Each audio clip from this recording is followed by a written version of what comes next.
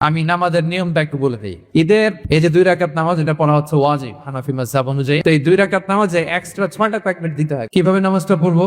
আমরা আল্লাহু আকবার তাকবীরে তাহরিমে বেঁধে নামাজ শুরু করব। এরপর আমরা সানা পড়ব, সুবহানাকাল্লাহুম্মা ওয়া বিহামদিকা। এই সানাটা পড়বো। এই সানা পড়ার পরে আমরা 3টা অতিরিক্ত তাকবীর দিব প্রথম রাকাতে। এই দেখেন আমার দিকে তাকান। আল্লাহু আকবার বলে হাত ছেড়ে দিন, আল্লাহু আকবার বলে হাত ছেড়ে দিন, আল্লাহু আকবার বলে হাত বেঁধে ফেলুন। 3টা অতিরিক্ত হয়ে গেল। সূরা ফাতিহা পড়বো আর একটা সূরা মিলাবো।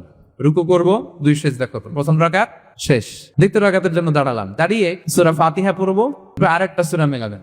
এরপরে রুকুতে যাওয়ার আগে অতিরিক্ত 3টা তাকবীর আমরা পড়বো। প্রথম তাকবীর আল্লাহু আকবার, হাত ছেড়ে দিব। দ্বিতীয় তাকবীর আল্লাহু আকবার, হাত ছেড়ে দিব। তৃতীয় তাকবীর আল্লাহু আকবার, হাত ছেড়ে দিব। 3টা তো শেষ। এরপরে চতুর্থ তাকবীর কই যাব?